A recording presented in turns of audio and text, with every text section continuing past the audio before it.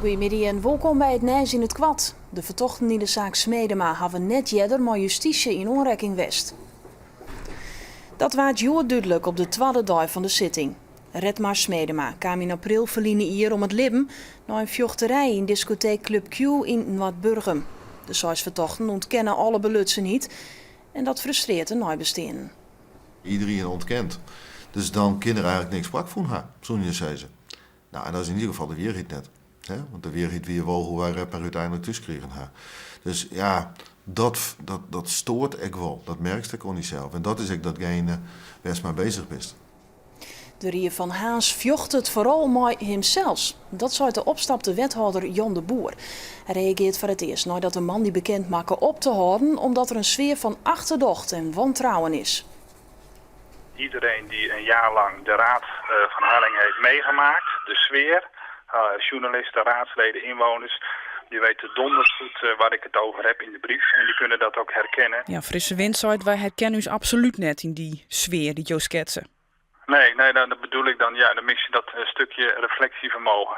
Hoe zoen je de bestuurscultuur die er nou is omschreeuwen willen? Nou, het is heel moeilijk om dat te omschrijven. Een raad die vecht met zichzelf. Juiste joen is het opstappen van de boer bepraat in de Rietsgeerkomsten.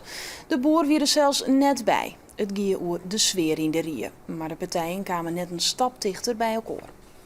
Wij zijn eigenlijk ontgoocheld over de manier waarop er vanavond weer politiek is bedreven in deze stad. En dus het verziek om de coalitiepartijen de hand in eigen boezem te stekken. Want de bestuurscrisis gaat ten koste van de staat, zei de oppositie. Maar de grootste coalitiepartij, Frisse Wind, vindt net dat het oorsmat. Ze herkennen haar net in de sfeer van achterdocht en wantrouwen die de opstapte wethouder schetst. We hebben ook een wethouder zitten die wel goed op haar plek zit. Dus ja, je weet het natuurlijk nooit met kandidaten die je aanneemt. Bij de een gaat het wel goed en bij de ander niet. De minbouwwet moet ongepast worden. Dat vinden jouw gemeentes in Noordwest-Friesland. En daarom wordt het volle lastige voor bedrijven om zout of gas onder de groenwaard te helpen.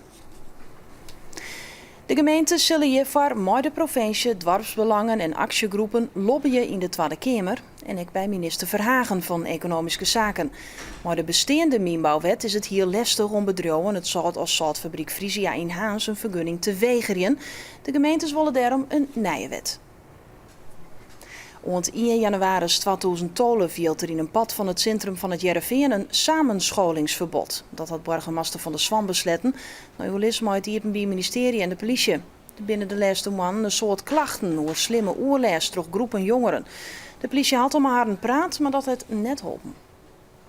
Stedschouwbarg De Harmonie in Ljouwert zal in het theaterseizoen 2012-2013 50 voorstellingskrossen. Wat bleef de Harmonie alle dagen iepen. De Harmonie bot bezunnigje om de begrutting van 2012 rond te krijgen. De laatste jaren hielden ze keer op keer een tekwad en sprong Ljouwert bij. Maar de gemeente had je geen nog meer aan. En dus docht de Harmonie een stap te bek en skrost 50 voorstellings. Alle genres, alle smaken van wat wij hier laten zien in dit theater, die zullen blijven. Alleen, we hebben er minder van. Minder voorstellings betekent ook minder werk. Er zullen ook mensen uitmatten. Hoe volle is nog net bekend. Organisatoren van boetenevenementen hebben problemen troch het minnewaar. Hier hebben loftvoorstellings worden skrost en vielden er in een haast oer van al het wetter dat vallen is.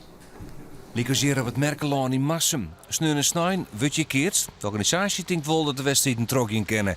Dat maakt dan wel op hard terrein. Boeren hebben orenproblemen. Ze krijgen haar gwot net van het laan. Begelijks het weet.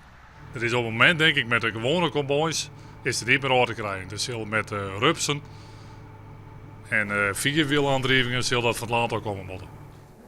En dan ben we daar onder waarsverwachting. Joen en vannacht wordt het op de meeste plakken droeger. In het waadgebied kan het nog wel een tal flinke buien vallen en het is een graad als 11. En morgen een soort bewolking. Op gwonplakken kans op wat lichte ruim. In het waadgebied is het dan droeg en daar komt mogelijk de zinnen er echt nog even bij. En het is maximaal 20 graden.